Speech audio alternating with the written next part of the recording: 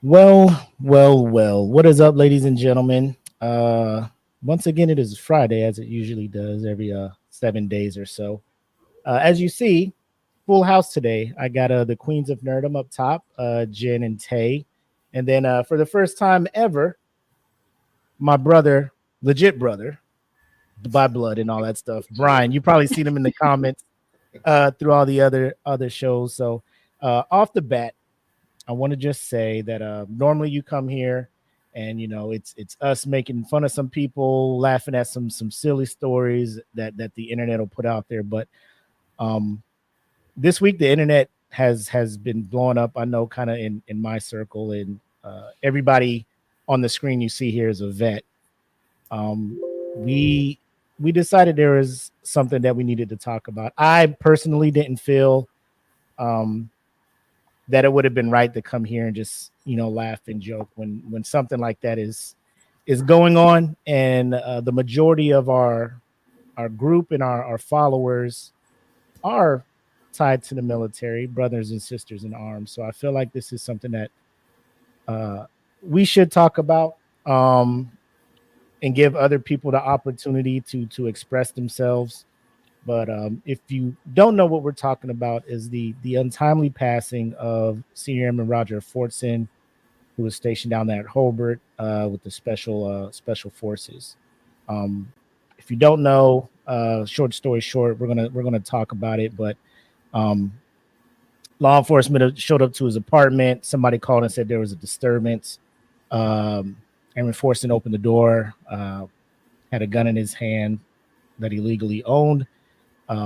Officer shot him 5 to 6 times, I believe, and the airman passed away, succumbed to his injuries. So I'm not gonna do the whole intro. It's Friday night coming. It's a pretty somber tone. So with that,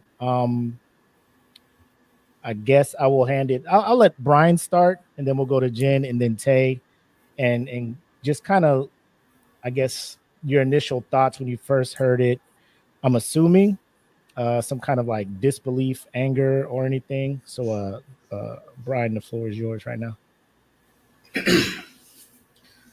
Oh, like I said, when I first heard about it, I was at work, sitting at the desk, whatever, and you get try to distract yourself from looking at a computer screen all day. So you go down at your phone, and I saw a notification come up saying the airman was shot, and they had this little airman picture and stuff. So I hit the link and read the article, and I was like, what? When I was reading the article, they were talking about they were responding to a domestic dispute or something, and they went to the wrong door, and uh, he answered the door with the gun. Then he got shot, and pretty much, basically, that's what the article was pretty much saying. And I was confused. I was like, "Oh, what's going on?" He answered the door with a gun and wrong door, and so I had conflicting feelings about it. But then today, they put the video, the body cam video out, and I Hmm. saw it, and that's like the anger kind of set in. It was like, all right, what's going on, man? Because what I saw was, yes, the sheriff came to the door, knocked on the door. No, the deputy came to the door, knocked on the door, and said, he announced himself, his unit or whatever. But instead of standing there and waiting for the door to open, he stands to the side, which I understand. Yeah, you don't want nobody, once you say police are here, you don't want to stand next to the door so they can shoot the door or whatever. But if it's just a domestic call, then you're just gonna do what you got to do. Didn't say anything about weapons being involved or anything, so But when he finally answers the door, he has the gun on him, and it's like you said, it's drawn down. All he does, he pulls his weapon up and don't even say like put the gun down or nothing. He just one, two, three, four, five, six. After the sixth one, put the gun down. I'm like, dude, you already shot him. Yes, he's gonna put the gun down. So that's where the anger came from. And then also I had questions. Was like, okay, why did he have his gun when he answered the door? Uh, But in the article, I did read an article saying he was on FaceTime with his girlfriend or something, Mhm. and Mhm. he said he was talking to his girlfriend like somebody's beating on my door saying the police is here. Uh, so I don't know why he grabbed his gun and went to the door. So that's what I'm saying. All these questions are covered up. So Right. that's why. All right, Jen. How about yourself?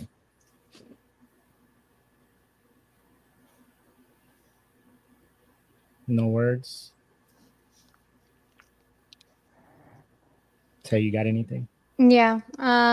So I originally saw the photo of this young man appear on my Facebook, and I didn't really look into it. I was just like, okay, well, I don't really know what happened. It didn't say it like in the Facebook post as to like what happened. So I didn't initially look. And that's like a foul on me because another airman down as somebody who's currently still in is it's rough. Like, and I should look. So, Mac over here, he told us about like how he was feeling a little bit over a messenger, and that's when I originally did my search and did all of the research, and I was shocked. I also saw the body cam footage, and I I was angry because I was just like, this guy didn't have his gun pointed. Like, he was just like, maybe he was scared because he's 23 years old. Like, he doesn't know any better. Like, he legally owns a gun, and like, why wouldn't you want to protect yourself? Didn't look like he was like in a gated community or Mhm. whatever. So like, maybe he just felt like, okay, there's like loud banging and I don't know what's going on, so I'm just going to grab my gun, but I'm not pointing it.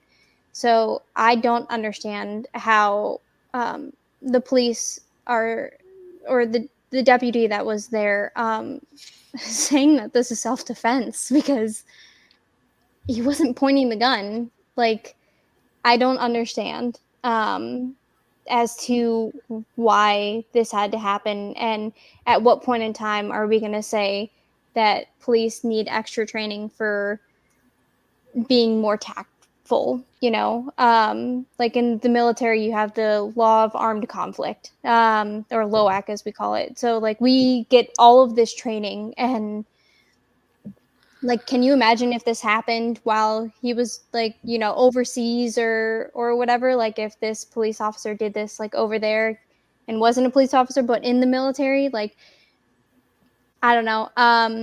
I like my husband AD and I have had a lot of conversations since then, and we saw like I said, the footage, and we were like, okay, well, he did announce that he was police, but like anybody can bang on your door and say that they're police. If you can't see out of your peephole like that it's an actual police officer, of course you're not going to be like, okay, well, it's just police. Like, that's ignorance. Mhm. So I just, yeah, that was my thoughts um and feelings. Um. Yeah. Like it was. It kind of. It kind of just marinated through the day, right? Um. Like when I first heard about it, I'm going into work. People are like, I see a couple articles, but I'm on the way into work, and where I work at, you can barely get on, internet to do what you need to do and all this other stuff. So, and then I was busy, had a graduation. So it was like a busy day yesterday, but, as I'm working, um, a few airmen come in and they want to talk about, um, certain situations. And, you know, uh, it's a small unit compared to what we're kind of used to. We only got 113 people, 119 with our civilian contractors and stuff. But so I mean, it's we have you know the airmen who are you know for lack of better, the black airmen. Once I got there, they're like, oh shit, our first sergeant's here. Black dude, he can relate to kind of the things that we've been going through. And when we first got there, because the commander, the chief, and myself, we're all new. We got there kind of around the same time, like late summer, early fall. So the DOX, which is just like a climate assessment, kind of having the unit talk about their experience in it. It was a lot of red flags, a lot of stuff that DI&A need to get involved with and stuff, diversity, inclusion, things like that. So kind of in a sense breaking up the good old boys club that was there. Then now we're trying to bring in something new, right? But it wasn't until these airmen started coming in and mentioning it, right? It's like, have you heard about the airmen at Hurlburt that got? And I'm just like, no, I mean, like I saw it, but what all happened, and they're all telling me and they're giving their thoughts. And the weird part is, right,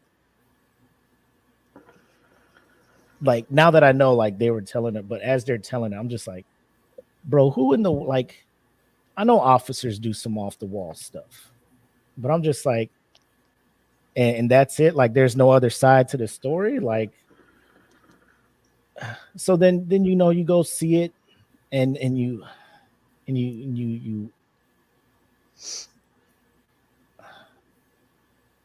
like, what can I tell? Like, what can I tell the airmen? They're like, Sergeant McCoy, this happened. I even looked it up. Like, they're doing research. Like, he's in Florida. He's legally allowed to carry that. He's in the thing. Like, yeah, he announced his presence, but if he's just going to check on a domestic disturbance, did he need to knock that aggressively, yell that aggressively? Like, any person at that point would be like, with the, I don't want to say the reputation of law enforcement nowadays, but somebody knocking like that, yelling sheriff's office, open the door that aggressively, you're in your own house, your own, you're allowed to have the gun. Florida law, you can have it. The gun was pointed down. And like, I don't want people to think that they're not well-trained, amazing law enforcement officers out there, and I know at any moment, like, life and death situation can happen there. But like I said, I'm not a cop. Like, there was no verbal warning at that point. The warning came after the 6 shots. Like, hey, put the gun down. Then if I can understand if, hey, put the gun away, put the gun down, and then you see the gun get raised, 100%, do what you got to do because you got to make it back to your family. But my man had the gun pointed down, not up. He wasn't trying to aim or anything. 6 shots, then put the gun down. You can tell it was the adrenaline for him to be able to respond, to be coherent at that point, to respond and say that I don't have it, the gun's over there. And like, if you continue to listen, you hear the audio, hey, I need, he tries to call medical. The fact that he doesn't start doing life, like, that's the part that gets me, right? Like, who you claim to have neutralized the threat or whatever. Are they not trained to start like doing any kind of CPR, any kind of care, any kind of anything while medical is on the way? They're supposed to. That part, you could hear when other people come up, they're counting the wounds. Yeah, 6. I see an exit wound here. Oh yeah, he shot up. Like, things like that. On top of that, and it made it sound like he was insensitive to the situation. Yeah. On top of that, this is the same, it's starting to be a trend. It's the same police department, the same Okaloosa. Like, you remember when they shot up the other person because the acorn fell and they thought the acorn was a gunshot. And I'm just like, you didn't hear about that? Acorn fell. Yeah, acorn fell, hit something. This dude was like, it sounded like a gunshot. So he shot an innocent. You know what I'm saying? I'm just like,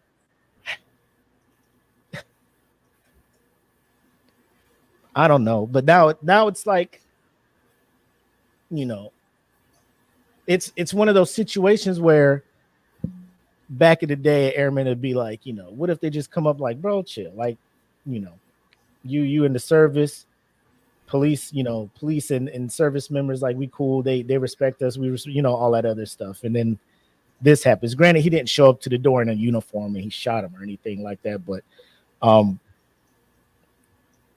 like I just don't know at this point, like what to tell people, like they'd be like, before you deploy, get your will, power of attorney and everything in order, because X, Y, and Z may happen to you, but you're at home. Bro, imagine getting off work and turning on the PlayStation. You about to play games with your boys, and then boom, boom, boom, knock, knock. You know what I'm saying? And then like you don't come back. You just finish working, long ass day. You like, man, I can't fucking wait to play. Stupid shit like that happens. I know they're doing their investigation. That's cool.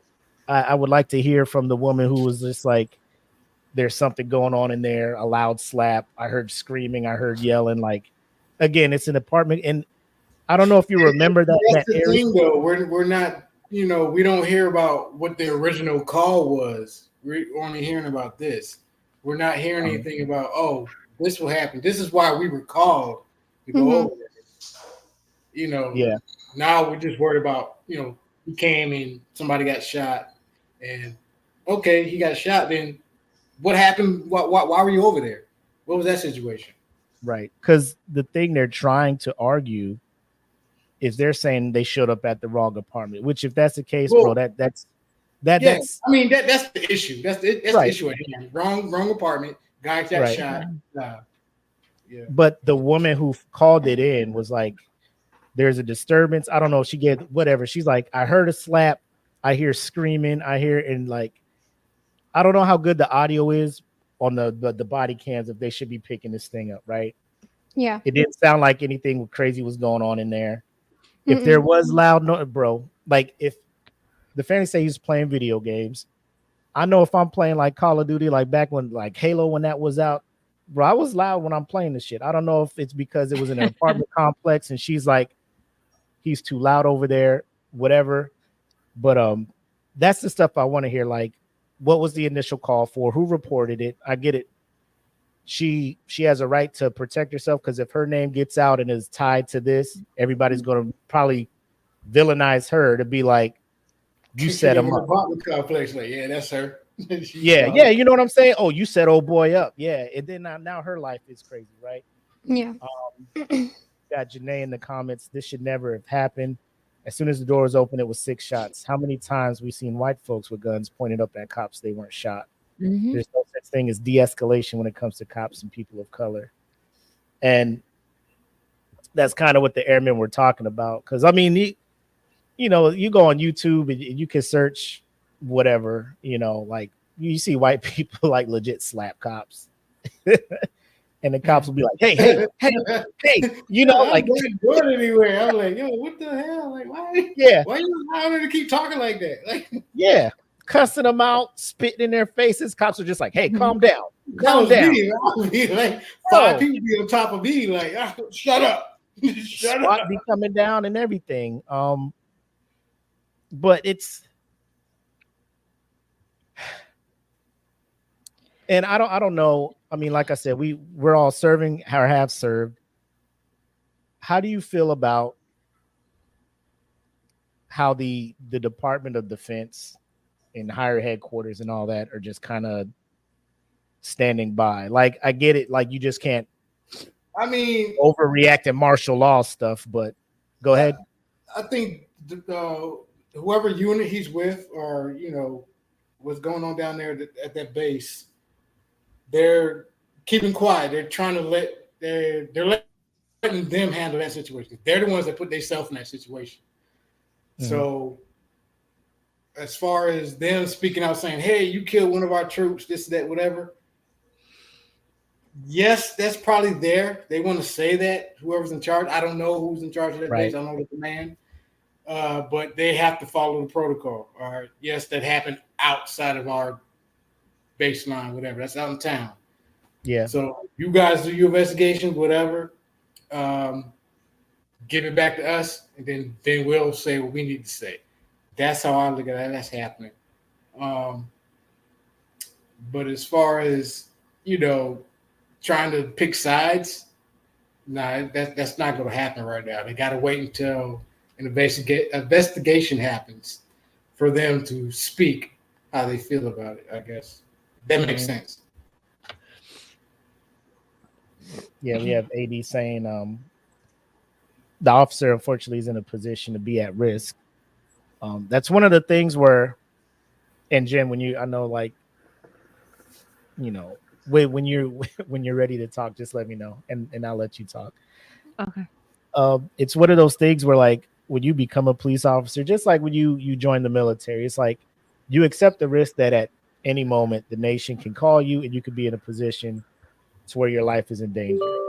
To, you know, either get the higher headquarters objectives, complete all of that stuff, whatever your nation needs you to do.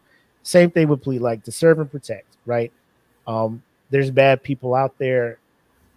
When you apply to be a police officer, I'm assuming that you know that there are risks involved, right?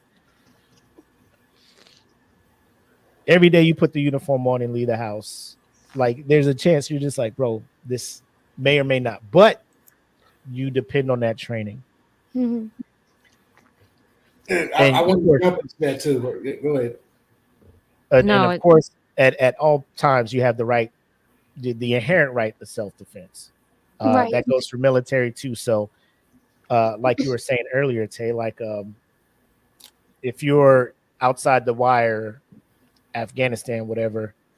Um, well, what's the movie? What is the movie? I think it was American Sniper when there was a kid walking towards the platoon, and then Bradley Cooper was playing the sniper. Yeah. Like somebody was just like, "Hey, I think that kid has a IED on him or whatever." Right? You got to kill that kid. And the dude's like, "What?" Like you know, like you either do or you don't. Like if you shoot that kid and he doesn't have a bomb on him, like there's a process for that, right? There's a trial after an investigation that goes. So like once the action is done, there's an investigation, and that's supposedly what's going on now with this deputy, right? The thing is, with officers usually given immunity and all this other stuff, like people are starting to feel like when they are found to be at fault, the and it may be because of emotions, they feel like the punishment doesn't fit the crime. Like officers are usually let off, you know, easier. And I feel a lot of that is because the city has to end up paying money, and the city is just like, bro, we don't have the money to be doing this, and all of this other crazy stuff, right? So I know you were about to say something, Brian. What were you about to say? Uh, I was about to say that the use of force thing. Like I said, when I got out the military, well, my job in the military, 6 years Marines, 4 years Air Force, I was logistics. Mm-hmm. You know, supply, made sure everybody had what they had, whatever, and stuff like that. But when I got out the military, you know, my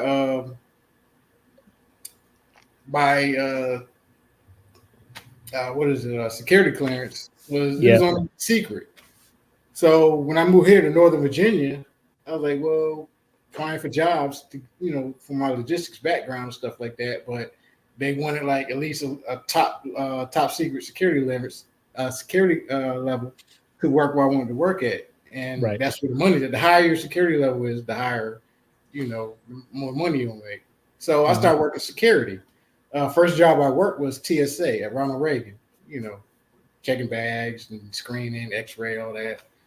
You know, it's cool, all that, but that didn't work out because, man, I don't know, things didn't work out.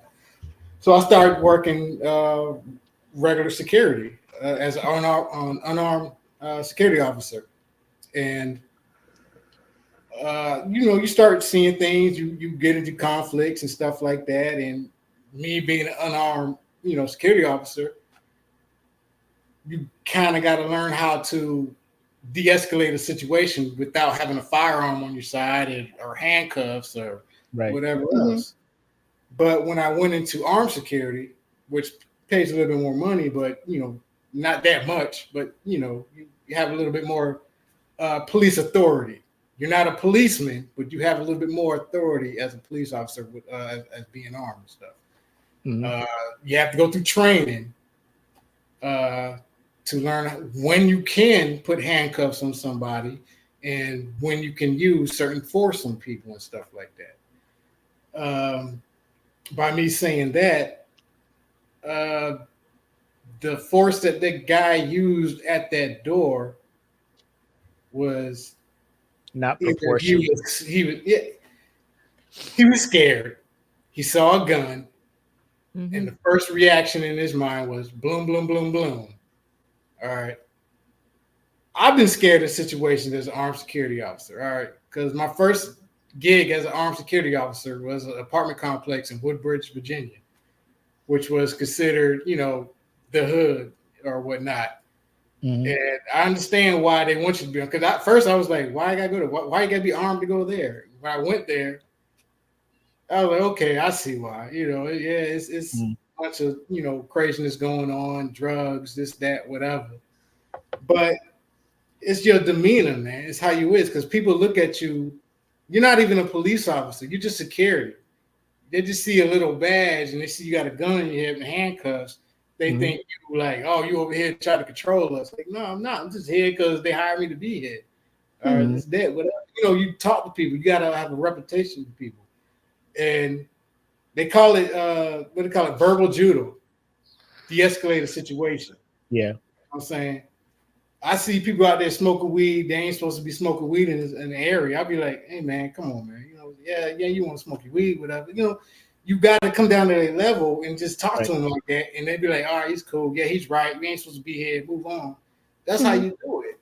Right. But, you got some people out there like, oh, I'm the law. Did you see this gun on my hip? That's the first thing they do. And scary people that never been in situations like that, that's the first reaction to go to is the gun. Try to establish authority immediately. And dominance, Dominance, that's the word, yeah. That's what it is, though. It is like, that's not me. I'm sorry, dude.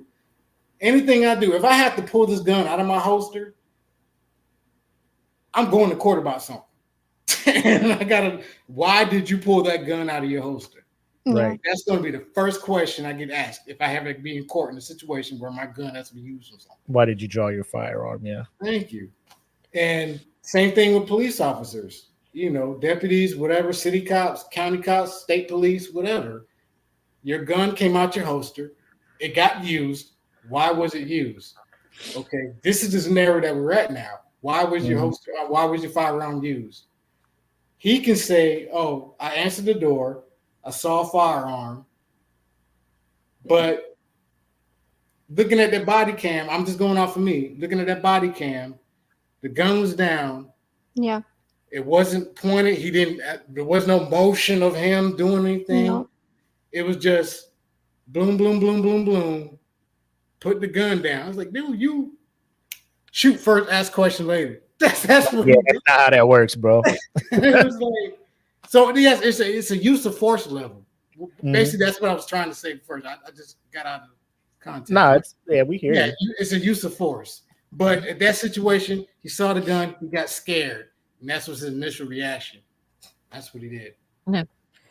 I can't tell you how many freaking videos I've watched of cops like body cams like dealing with like Karens. I don't know why I subjected myself to that, but I did. But you see them, and I don't know how many chances they give them to roll the window down or I'm going to break it. Roll the window down or I'm going to break it. Exit the car or I'm going to tase you. Exit the car or I'm going to pull you out. And you know what I mean? They give, I mean, and I hate to say it, a lot of white people way more chances is what I saw than, than what they gave him.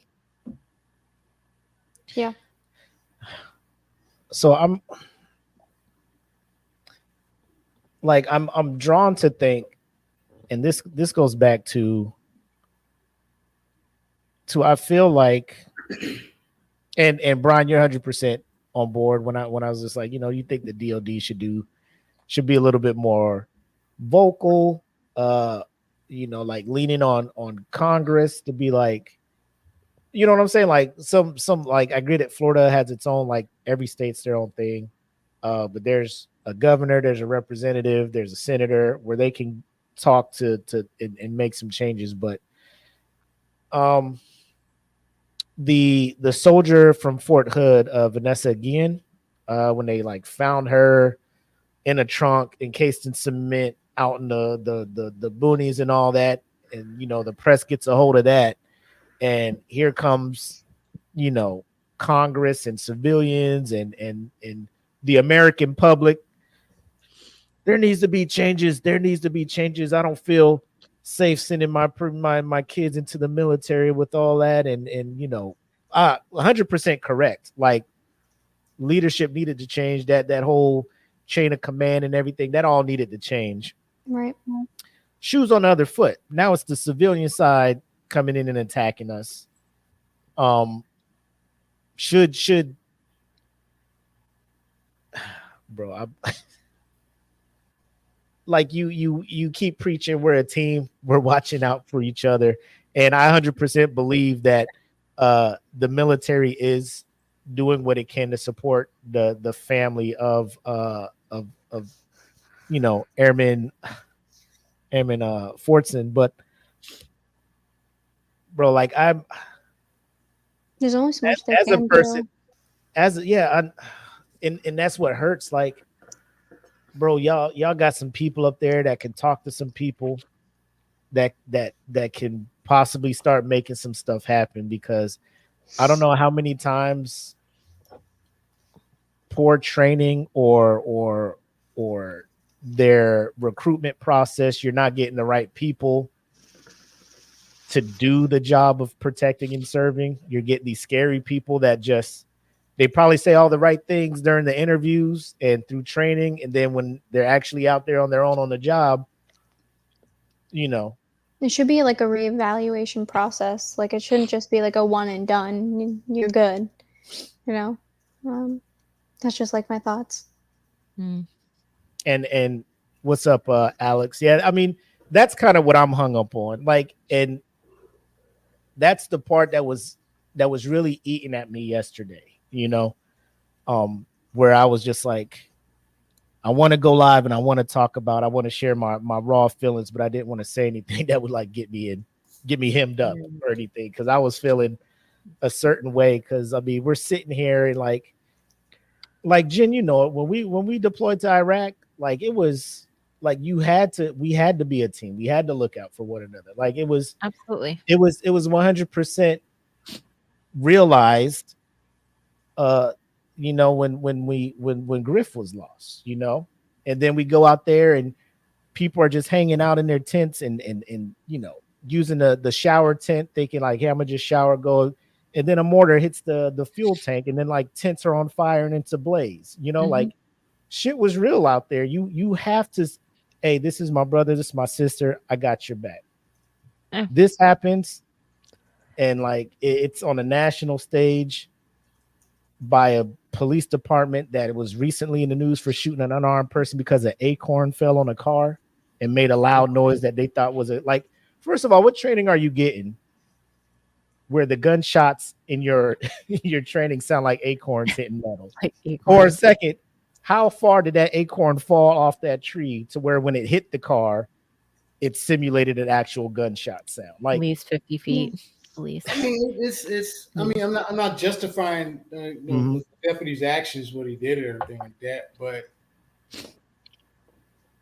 being armed, you know what I'm saying? It's just like you said. You got the gun on your hip, whatever, and you're thinking that they see the gun, they're gonna listen to me, whatever, or like the police officer. You never know what type of neighborhood he's working in. And that's when it comes to, you got to know the community that you're working in. You know what I'm saying? Yeah. If you go to the community thinking like everybody's just, bangers and they quick to pull pistols, and it just comes back to what I was saying. Like, you got to use that verbal judo, man.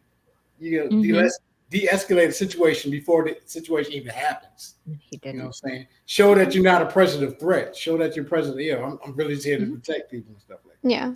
You know, I mean, like the show Cops, like, not that it's like anything to like really like talk about, but the show Cops, you know, there's multiple times where you see policemen like go to like a public like a verbal or not an assault, right? Or like domestic abuse is the word I'm looking for. So you see that like a lot in Cops, and like at no point in time are they actually pulling their gun out. Like they de-escalate the situation. So just like, so that was then. That's like 10 years ago, right? Is the last time like Cops was on, because they have like live PD now or whatever. But clearly, like, you should be able to de-escalate a situation, and at no point in time should somebody just open the door and expect to get shot 6 times. Like, that's not right? That okay. firearm, that's the last thing on the bottom of the list for use of force. Last resort. All right. Right. When I was armed security, the only time I'm going to touch that weapon is if I'm in danger, or if somebody else is around is in danger, and I need to use that to stop the person, whoever's doing in danger, to stop hurting everybody else. That's the only time that thing should come out. That's the last resort. That's the reason why they give officers pepper spray. That's why they give them the what do they call it? Lethal. The bolo. The what? They have batons sometimes too. They have this device that can shoot at them that wraps around their legs to trip them up. Oh. They have tasers.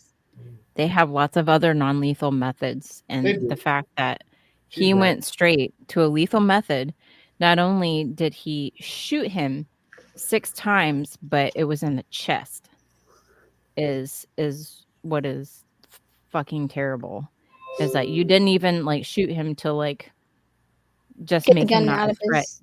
You didn't even try. Yeah, you didn't even just try to stop him. You're like, he shot him to like end his life. So you're telling me the officer didn't have pepper spray. He didn't have a fucking taser. He didn't have any other way to use non-lethal force. Shit, dude, he had his voice to just tell him to drop the weapon before he shot. He had the gun down and his hand up. If you look at the body, I know Kaylee told me not to look at the body, but I did. Like, look, man, I have the gun too. Right. Yeah, his gun wasn't even up. That's the thing. Like I would say, and like, you know, to be. Go ahead. No, go ahead, Jen. No, and honestly,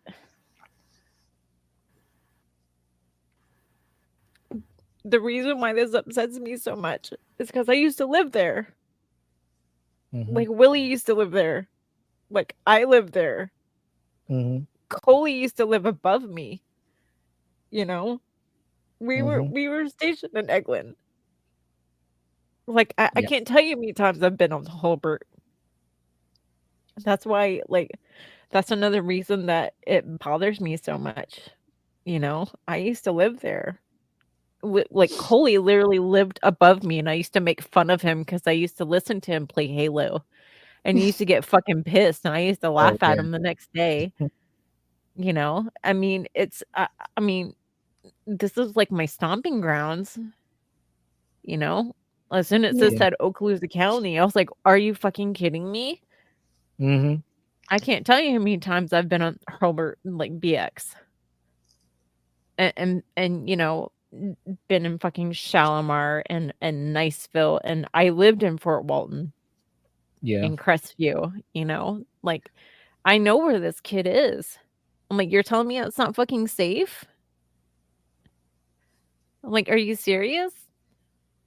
That's the like, and that's now the public perception, right? Yeah. Do you not think the supervisors, first sergeants, and commanders who have people living in an apartment complex don't have people coming to them like, "Yo, what the I mean, hell is going on out here?" Yeah, like the reason why it upsets me so much is like, I don't know what I'm gonna do if I came to work and they told me if I was in the airman ready room that something happened to one of my friends. Like that's the only thing I could think about. Like yesterday and today. Mhm. Like, oh, hey, McCoy, he got shot. Why? Because he answered his door. That's why he got shot. And that's why it upsets me so much. Sorry. Right. No, you're fine. No, I mean, and that's kind of where my mind was at yesterday. Is like, Yeah, you do. That could it's happen, you know? I'm like, it's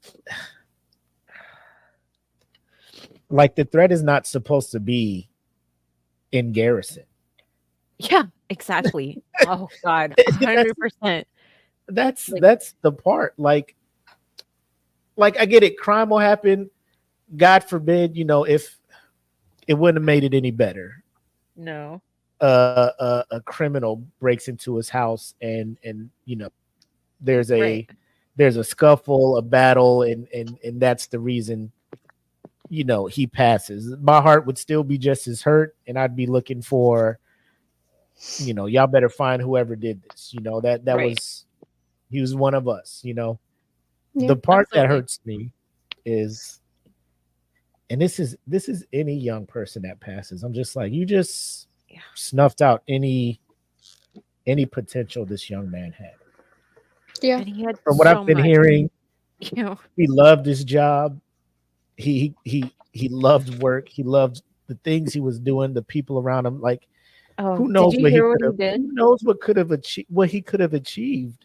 Did you hear what his job did? I looked and saw what his job was. Yeah, Yeah, he was a munitions loader for Spectre 8 gunships. Yeah, for AC-130. Yeah, I'm like, are you pictures of little fucking kidding places me? and stuff like that. I was like, okay. Yeah. and I and was like, and an AC-130, like, oh my God. What a gunship badass job. munitions loader. He is just and Like, he's just like, I love what I do, and uh, and it's I'm looking at the comments. So Kately, shout out to Kately first of all, man. Rest up and get better, man. I know you just yeah. had your procedure today. Good people can make horrible mistakes. You can be a good person and not be qualified to do their job anymore. That cop shouldn't be Mhm. qualified anymore. 100% agree. Yeah. But I don't. There is and this was like, I forget the name, but there was an individual who was in Mesa. White dude. He was under the influence of something. Unarmed. Cop is trying to give him verbal directions. Obviously, the person cannot comprehend. And I'll look it up and put the name. But dude's just like, get on the ground, put your hands up, get on your knees, put them behind your back, walk forward. The dude is like obviously already under the influence of something. You're giving him fucking pro level Simon Says directions, right? And when he doesn't follow them, and the dude is just walking towards you like, bro, I don't have any. You shoot him, right? He was a white guy, right? White guy. Cop just gets laid off, but he gets his pension still. So now he took his pension and stuff, and he flew like out of the country, and he's living like somewhere out of the country. But that's his punishment. You just can't be a cop anymore. Gone. But this family sitting here without their dad and their husband. Mhm. I think that's the part. And it's tricky. Like, do we just capital punishment? Like, if a cop legit makes a mistake, like, are we just taking his life in it? But then, because you can't do an eye for an eye, you can't do a life for a life. Although, like, it's to be vulnerable, like when and Brian kind of talked about it with Kim, like when I found out about my younger brother, right? I was just like, they told me the situation and how it passed. Bro, it had to take whatever force in the universe to just like hold me in place. Because as I'm driving up to Fredericksburg to see my family, it's like, because it happened in Richmond, and I'm just like, do I just go to Richmond and just, you know what I'm saying? Do I just find and start asking questions and finding this dude, and later for my mom to say, when was that, Brian? Like he shows up to the house to try to make peace and talk to my family. Like, no, you don't understand. It wasn't, Yeah, bro. I I'm just was like, kind of like, why didn't you call me and tell me he was at the house? Because I had some questions I want to ask him, but yeah, he came to the house. And bro, like I was gonna burn Richmond down, bro. Like you took my brother from me. I can only imagine if he was taken this way. Like the outrage I would have. It's in their family, they're doing the right thing, they're following policy and the legal, they're lawyered up, so forth and so on. But as an enterprise, like I know it varies by jurisdictions. Like I don't understand how law enforcement, police, like they don't have like some kind of fucking meeting. Be like, bro, it's not looking good for us out here. Like we gotta figure out a fucking way to ensure we're things like this don't keep happening. Like mistakes are gonna happen. Like let me tell you, ladies and gentlemen, the military is not fucking the fucking cookie cutter amazing group of individuals. And I can tell you that being in 20 plus years and then the 1 year of doing first, bro, the things I've dealt with, I'm just like, the military is bending over backwards to ensure you guys don't figure out that this shit is happening. And when it is put on blast, like Airman NCO, whatever page, or Air Force Times, or like the thing at Fort Hood, bro, like that's when we swoop in and it's like instant justice. People are getting fired. Like, but behind the scenes, you don't know what's happening. But the publicly, you're just like, yeah, that dude's getting out of here. it depends on the level of eyes. If a Right. lot of eyes on it, then yeah, we got to say something. No eyes on it, yeah, keep it in house. Yeah. Yep. But ladies and gentlemen, this is all eyes. So now we're sitting there like the ball is in your court. Like I will say that area is very pro-military, right? You got 3 bases right there: Tyndall, Eglin, Holbert, Yeah. Pensacola's down the street. Then like that part is very support our troops, support our troops. I think Kately put it in the comments before, like if he was to have answered the door in his uniform and having a gun, do you think gunshots would have been taken, or do you think it was the appearance of young black man, white t-shirt, ripped jeans, coming to the door with the gun? Now it's a threat. I mean, I want to say that's a play in it. It is, because I mean, it's. I want to say it's the way media puts people out like that. Or if you dress like how the media makes you to look, then that's how you're going to look to certain types of law enforcement. I'm not trying to say all law enforcement looks at everybody the same way. All right. I'm not going to say that. I'm not going to say law enforcement is bad. You need law enforcement. Look, I'm all aboard for law enforcement. All right. Mm-hmm. Yeah. But not everybody needs to be in law enforcement. Okay. Just like any job, like the military. Dude, why are you here? Who recruited you? Why are you here? This, same thing with any job. You're going to have some bad people in something, messing something up. So, and I'm sorry, go ahead. Brian, I don't mean to cut you off, but I kind of you focus on what he was wearing. That shouldn't matter. It shouldn't, because I mean, if you want to take it so far as, when women get raped, it's because of what they're wearing. That shouldn't matter. It shouldn't matter what he was wearing. He was in his home, and from what I read, someone was aggressively knocking at his door and he was scared. So he grabbed his gun. Dude, I would have a shotgun mounted to my door if it wasn't for my husband talking me out of it, because I tell you what, if you knock aggressively at my door, I'm grabbing my fucking gun. Right. So you're telling he knocked it, hit around the corner. When they knock on the door, boom, boom, boom, boom, boom. Police, sheriff, whatever. You're like, and like you said, they were going for another disturbance. Yeah. And he's in his house. He's on the phone with his girl. Yeah. And all of a sudden, somebody beat on his door. Yeah, he gonna jump like, yo, what's happening? Like, why are you knocking on my door like that?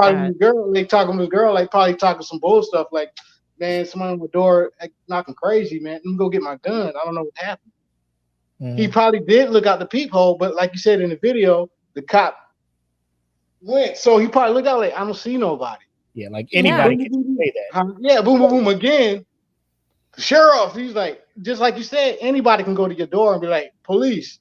I mean, come on now. Yeah. People are Bullshit. doing dumb stuff nowadays, man. Right. You know what I'm Yeah. saying? And I mean, and I still go back to the body cam where he opens the door. He has one hand up and the other hand on a gun, but it's not held up. His gun is straight at his side. The barrel is pointed down, just like I'm sure he was trained to do, that we were all trained to do in the military. You hold the barrel down, right? Yep. You know what Unless I you're mean? wanting to take a shot, your gun is always pointed Yeah. down. And the first thing that officer did was shoot him. He didn't say drop the gun or anything. He saw the gun. He shot him. I'm telling you right now, that is not the way police are trained. Nope. And told him to That's not stand the way they're back trained. as if he wasn't already like. I'm like, Stand back. 0.3 seconds later, you start shooting. Like, bro, give me a Boom, chance boom, to boom, boom, follow boom. your fucking Drop the gun. directions, bro. Like, I did drop it when you shot me. That's what because he said, drop the gun. He's like, I don't even have it no more. It- Shot It's him. over there. Yeah. yeah, I'm bro. like, Oh my. I'm like, Can you just you know, imagine you that, man? didn't, Like, bro, you didn't just give shot him me a 6 chance. times. And you still yell at like I'm no longer a threat. Yeah. He told him Like, not you, to move. Like the Don't shots move, don't like, bro, hurt. you- Like he just got shot. Help He's me. gonna move. Like you shot me. It hurts. I'm fucking, whatever, neutral, whatever, bro. No life saving. No, and Kaylee brings up a good point. Is how many cop videos have you watched? And I'm not here to roast police officers. I'm just looking at this specific one. But how many cop videos have you watched where they give the person a chance to comply? They give them several chances to comply. Yep. Now, granted, I have heard stories of police officers knocking on front doors, and all of a sudden somebody opens it and like blows them away. I get that is also a reality too, but that's not what this young man was doing. Right. Point blank. And John's comments. He said he hasn't watched the cam footage. The deputy didn't. After he shot him, he called for EMT to show up, and he told the airman, "Hey, hang in there. We got medical coming for you." Like. And that's the thing, though. He didn't try to like any like CPR or anything to try to Nothing. revive him. Try to, yeah. or at least like put pressure on the wounds. So, and I try to, and this is like force a habit from what the job was. It like you try to peel back the onion, look at it from different aspects, try to see what the like was there anything that could have been done different? Like, bro, I get it. Door opens, right?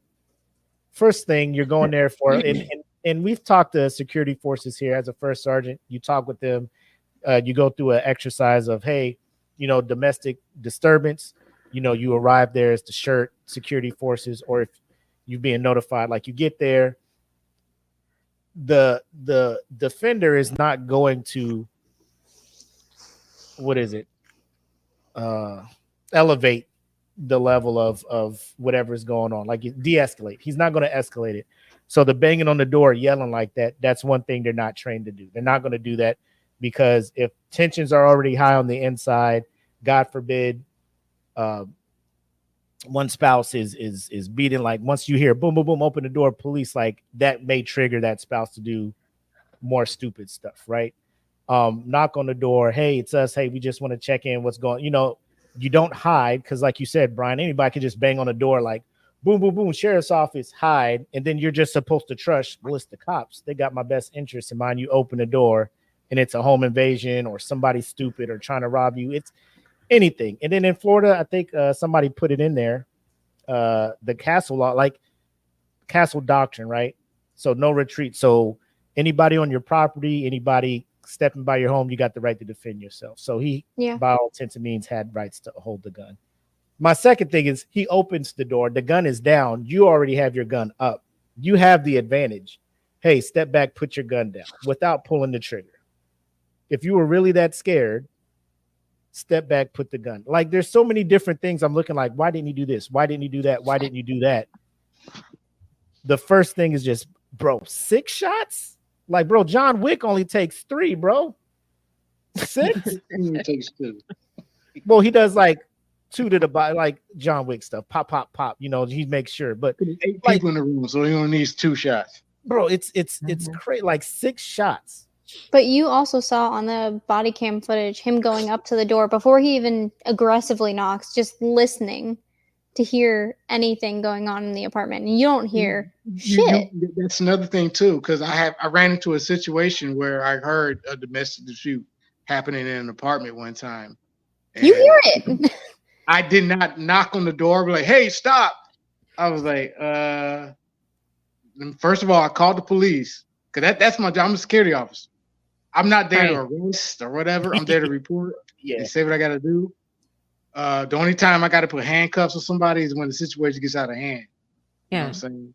And like that right there, I heard something going on, and what made me knock on the door after I called the police, because I heard the person say, "Put the knife down." That's when I beat on the door and said, "Open the door, security." Bam, bam, bam, bam, bam, bam. And that's when they opened the door, and wasn't no, guns drawn, nothing like that.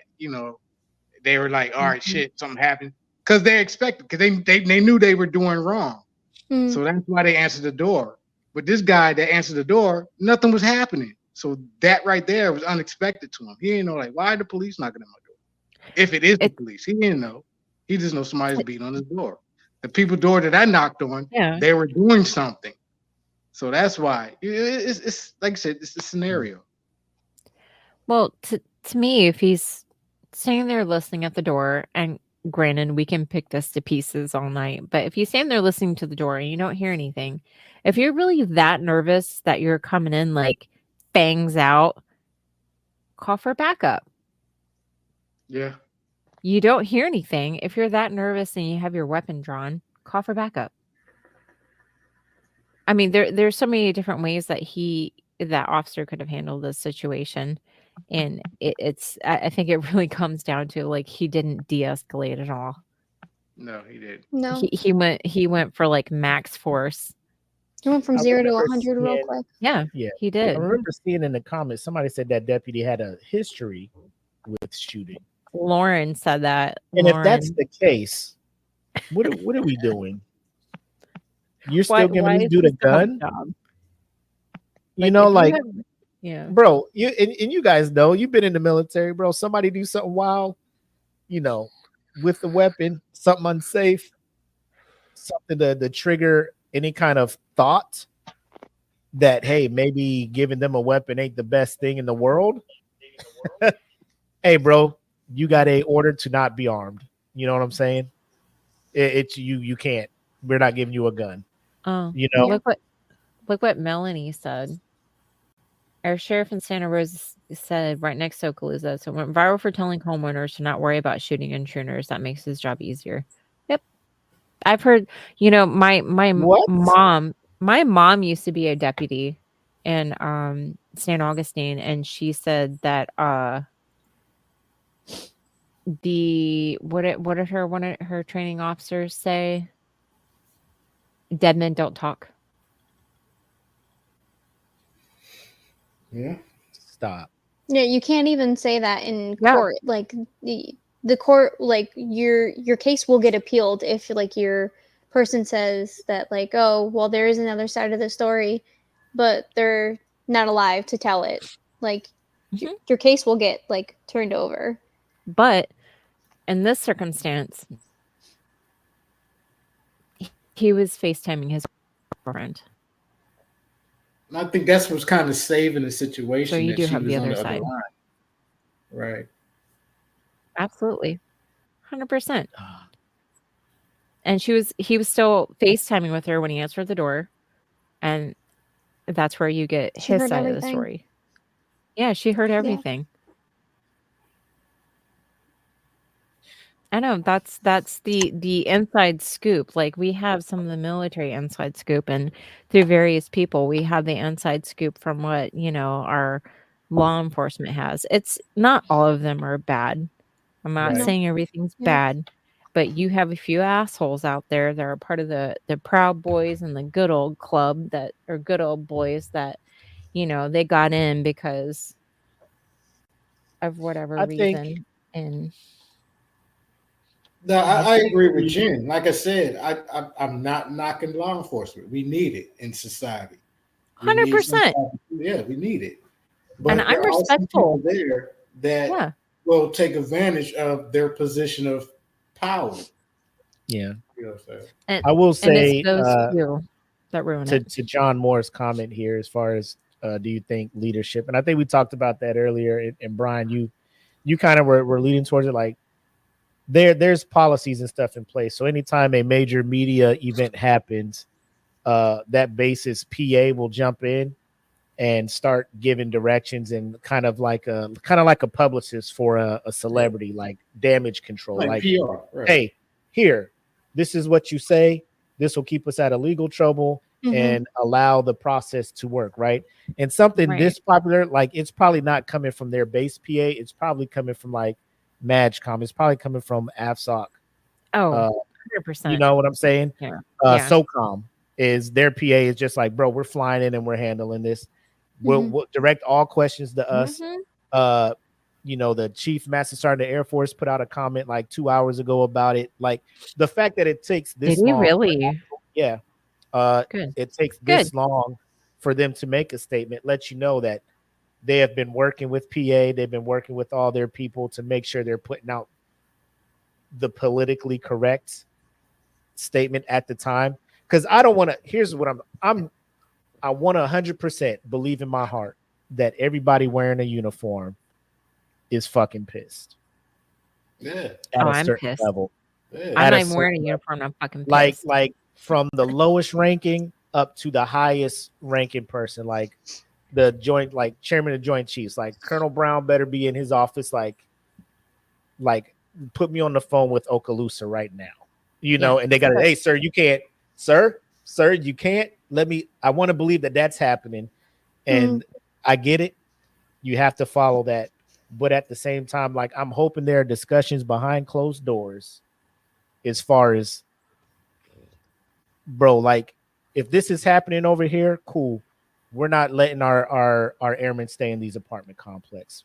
We're up in BH. They gonna stay up fucking Crestview. They staying. We're getting the fuck out of these fucking Yeah. these hood ass fucking apartments. And once money starts coming out of these people's pockets, Yeah. like, they're gonna start doing different shit. You know, they're gonna rise up and they're gonna go to these city council meetings like, hey, because your dude came and shot that airman in my apartment complex. I lost out on this many tenants. So what are you guys gonna do about it? Like, they gotta understand it's not a right to have the military base there pumping money into your local economy. It's a privilege. And when you start taking money from that city, be like, hey, yeah, y'all can't live in these areas. Like, you better up these people's BAH so they can stay in these nicer spots away from fucking racetrack. Because y'all know racetrack. Y'all know that road. Like, it's not it was like the off-base dorms. Like, the minute people got out the dorms, they're just like, let's all go to this apartment complex here, you know, and it is what it is. But that's the shit that DOD needs to do, is like, well, fuck y'all. We'll watch out for our own people if y'all ain't gonna watch out for us. That's just my thoughts on it. Well, and Melanie brought up a good point. Like, if I was in their chain of command, I would immediately get my airmen out of that complex. 100%. Yeah. And you know, just to put it simply, you know, if you look at it, Roger Fortson, he was an senior airman in the military fighting for our freedom, right? Because you join the military for, he deployed, got a decoration for supporting operations overseas. Yep. He fought for that officer's freedom. Think about it that way. He fought for his officer's freedom. Like, he played in, you know, military, like, he served in military campaigns and fought for that officer's freedom. Think about that. Let that ruminate. Like that's what I was thinking about today. I'm just like, wow, he fought for your freedom. Senior airman Whatever. with the air medal. Like, bro, that's like John. Like, first of all, John, Yeah. are you officially retired yet? I know you It's clicked not the button. true. Are you out? Like, you have a beard and all that good stuff. Yeah. So I was stationed with him I at mean, Tyndall. So shout out to like John. like if I met like Willie, I don't know if if you remember when we were deployed and we were in I think it was when we were in was it when we were in Balad? It was when we were in Balad, and I remember they were running a campaign, and I was just getting off scope when the Spectres came in. So anybody who doesn't know what a Spectre is, it's an AC-130 gunship. That's the big bitch that has the big 108s The on it. ghost. Yeah, we call it the Ghost. Other people call it Spectres. It has many names. Very, very beloved if you're in the military. And I remember getting off scope, and I was just going home because I finished my shift, and I remember hearing that boom, boom, boom, boom. I was like, Mhm. and I remember the security forces. I was like, "Fuck, man, what is that?" He's like, "Oh, he's like a Spectre," and I was like, "It is?" He's like, "Yeah." I was like, "Oh shit, I was just a part of that mission." I was like, "Damn that." I'm like, I had a hand in that. That's what he was doing. Mhm. He was doing those munitions, and if you guys don't know, or anybody watching this, watch some of the YouTube videos about this crew that has how fast they have to replace these munitions. I mean, that job is no joke. They got like 4 different type of Guns. guns on the ship. You Yeah. got the low levels. You got the like, yo, we gonna do some Yeah. damage to a building. We Right. just want Yeah. to shoot people. We got man. It's a Look, lot. look how fast they load that shit. I mean, it is no joke. When you're a part of the flight crew of a Spectre, I mean, it is like I would bow down to them. It's amazing what they do. And that's what When this we young man did. were Yeah, I and mean, it was and just the crew of gunships are probably the most down to earth, coolest people. Like, I mean, they it's are. there's a part They're of them that's so like nice. they know what they're doing is badass. Oh But yeah, so like when we they're were so cool. when we're downrange controlling them, the gunships, like their call sign was filth, right?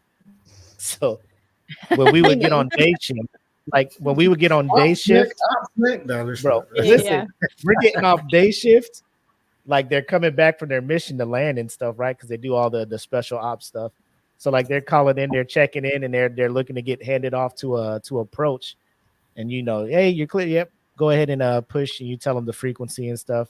They're all right. Have a good one, Kingpin. Stay filthy. And I'm just like, ooh, that's so cold, bro. It is That's right. so cold, bro. Damn. You know, and like they That's would why I like aviation, man. Cause they be like, yeah, it's they're so like appreciate that, Kingpin. Stay filthy. And I wanted to be like, ooh, I wanted to say yo, something slick, man, bring the but our rain. SD, yeah.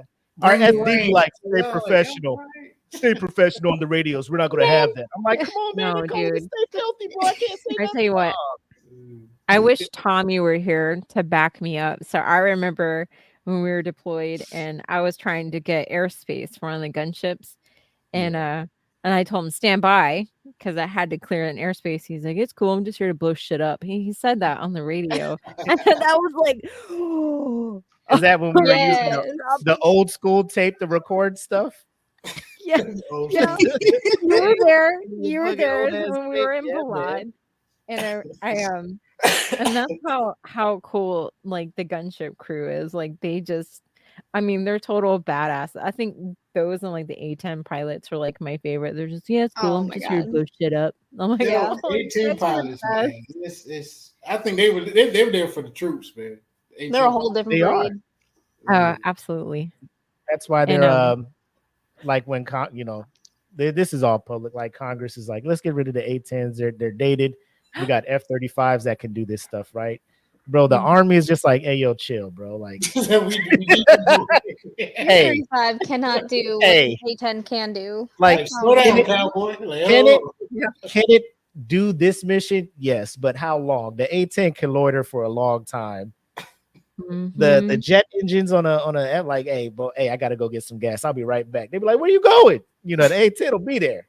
And then second, it's like it's a visual thing. Like enemies know the A10. They see that gun, they see that thing coming. They're like, Yo, they this just hear it. airplane's whole mission. This shit. airplane's whole mission is to kill Yeah. us. Exactly, Brian. 'Cause they would do Yo, you see it before those guns go off, and that is the The most number of times- terrifying thing the ever. number of Right. times that like troops in contacts, like when we were doing Afghanistan, have been Mhm. just eliminated due to a show of presence. Like they're just like, hey, we just want to get down to about 1,000 feet, you know, hit a little strafe thing, dry strafe, just a show of presence. And like we'd be like, all right, cool, you got the airspace, and they would do it, and then the tick is just automatically canceled. You know what I'm saying? Like motherfuckers see the A10 and be like, oh yo, this shit is serious. Like it ain't that. Shit. We'll let you, They let's brought get the out of here, pen. So I mean, all of that special forces, and there's one less member to do that now Melanie. because of this, and that's the shit that fucking sucks, man. Like What would I feel mean, better if it was like badass job. a retired vet? Like no, but a part of me is like, it's to end somebody's life that young, who willingly raised his right hand to do something only 1% of the population is willing to do. Mhm. Nowadays, it's hard to get people to join the military nowadays. Yes. Yeah. Bro, the only branch that met recruiting goals last year was the Marines. That's wild. I'm surprised. What would they do? We'll give you $1,000. Hey, bro. Hey, here's a Camaro, my boy. I mean, I joined the Marines in '97. I'm like, what are they doing now? Hey, you see that Charger SRT? Hey, sign for 6, boy. It's yours. I don't know, but And the only bro, that blew my mind when I heard that. I was just like, bro, you lying. The Marines? My brother brought back the DVD for, hey, this is what we did in base or boot camp. I saw that. I'm just like, Air Force it is, bro. So y'all had 2 I'm not MREs. gonna lie, man. My first day at boot camp, I was like, man, what the hell did I get myself into? Oh no. 13 more weeks, my boy. 3 months. Bro, I was done after 6 weeks. I'm like, bro, y'all ain't nothing in here, man. Let me hurry up and get Yeah. out of here. And I'm looking like, y'all did 13 weeks. Y'all different. I mean, y'all blues is lit though. The dress blues is. yeah. Yeah, the Oh, uniform that's tight. fire. He said, yeah, the uniform tight. That's probably how to get them in. Yeah. Hey, do you want to wear this bus driver hat over here in the Air Force, or you want this shit? God, Well, Look, John man, said in look, the comments. See, I did the Marines and I did the Air Force. The Marines uniforms, yes, they tight. Air Force uniform, I mean, yeah, they're decent. But when I did put the blues on with the jacket, I was like, You looked at yourself in the mirror.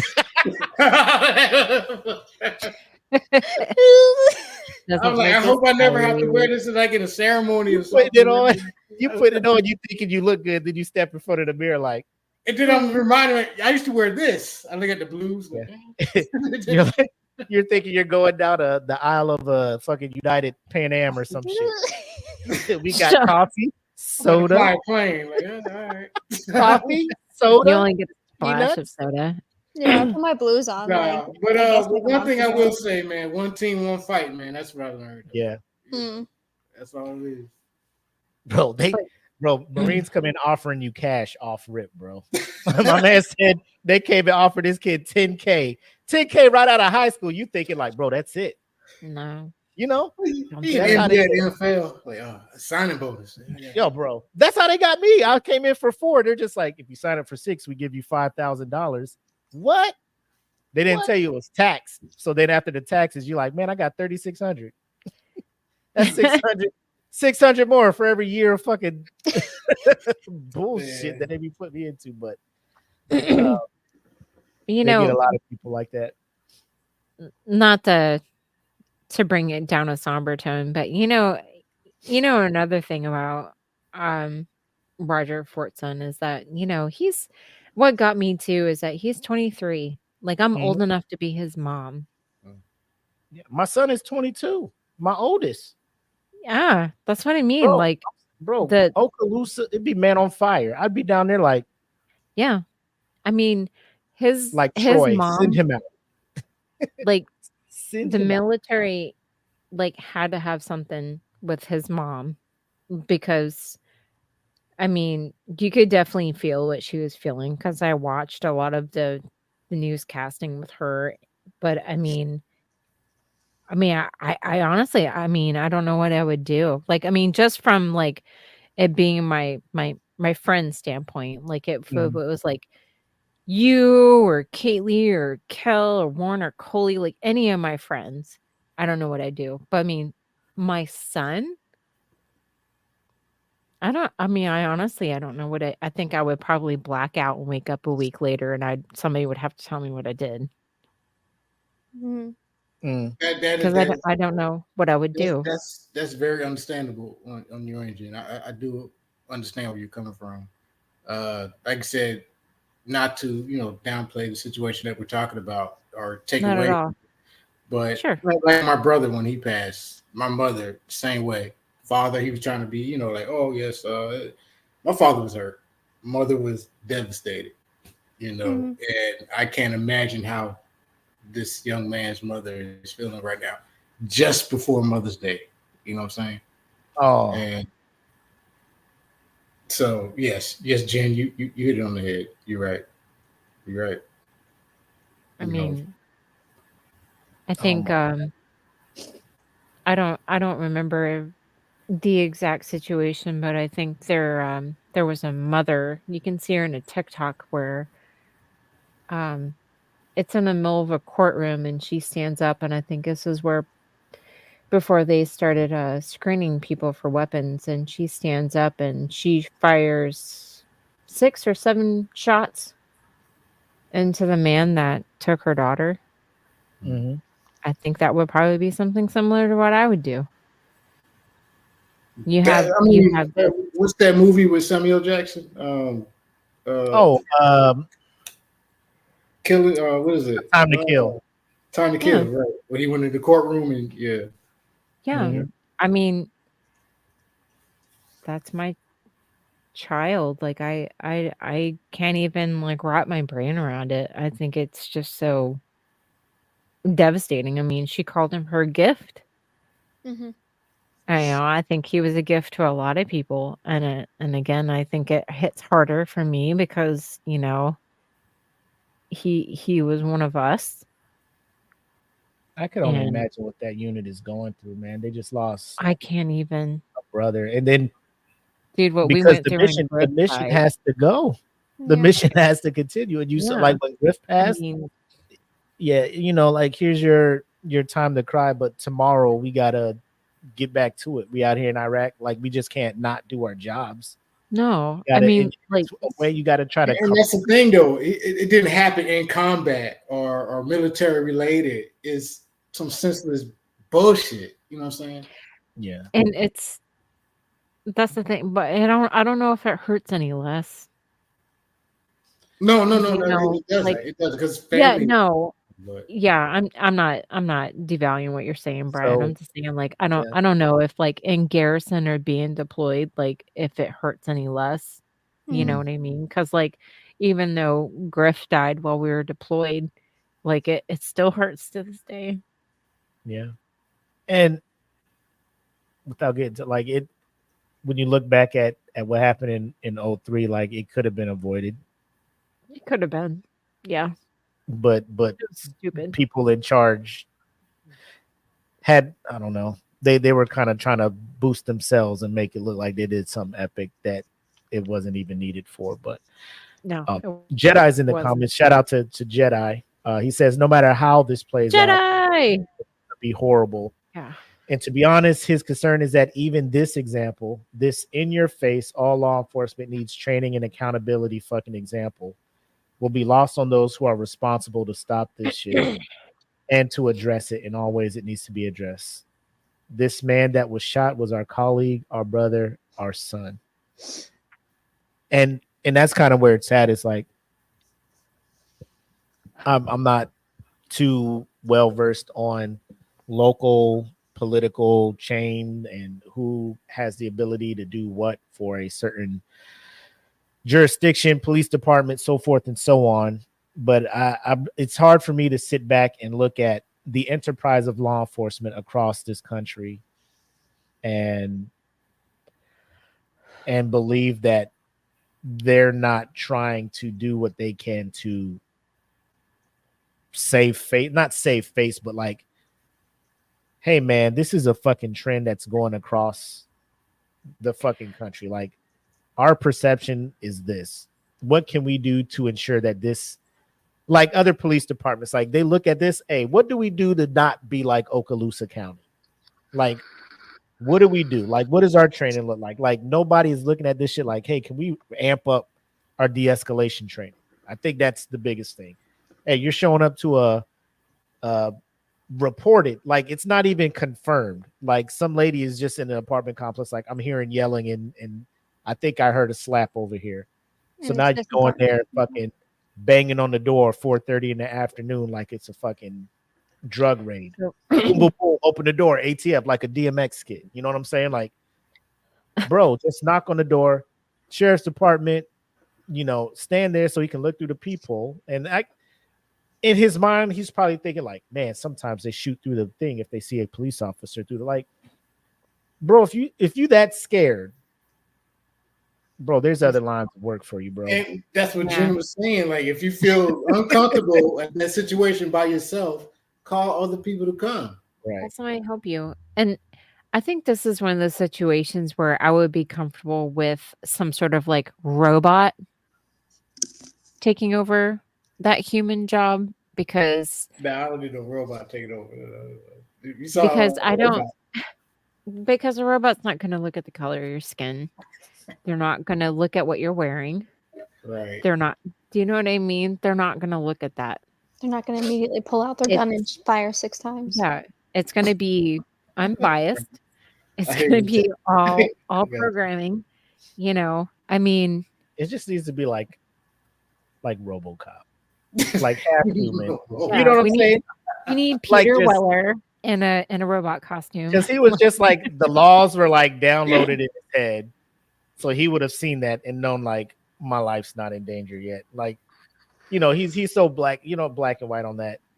And that's the problem when you get people, because there's always the human factor, you know, like I said, like going through the recruitment process, he's probably answering all the questions, giving them all the answers they want to hear and everything. But who knows what his backstory is, what really traumatized them. Like, I don't know what kind of psyche val these people are getting. I know when you start the process to become a first sergeant, man, the psyche val they do now, like I'm looking at this thing like, damn it, am I good enough to do this shit? Because the questions they ask, I'm just like, you got to answer truthfully. I'm just like, you know, because the things you can see and hear, like, you know, you show up to work, you know, it's brought to your attention by OSI that a member in your unit has been producing and distributing child pornography of kids these ages and stuff. It's brought up to your commander, like, what are you doing? And my role as the first sergeant is to advise my commander to, hey,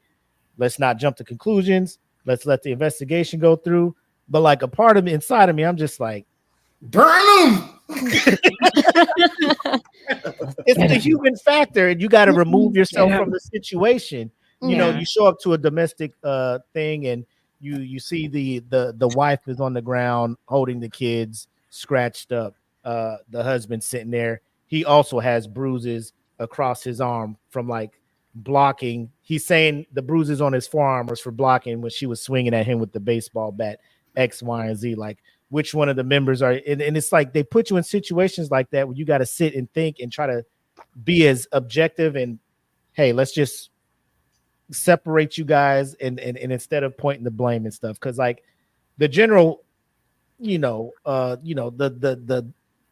the lens that the public would look through is just like, as the man, you're probably the stronger of the two. It's probably your fault. We got to get, you know what I'm saying? So it's just a lot of questions they ask you to make you think about that. I don't know what law enforcement goes through, but I mean, when you're put in a situation where every day you go to work, they're giving you live ammo and a gun where you could potentially take somebody's life to save somebody else's life. you got to know you putting the cream of the crop out there.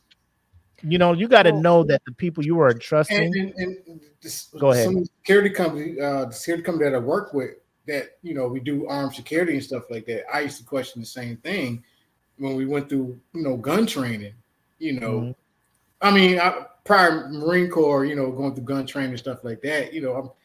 I know how to appreciate the weapon, know how to safely handle a weapon, not muzzle this, all this, that.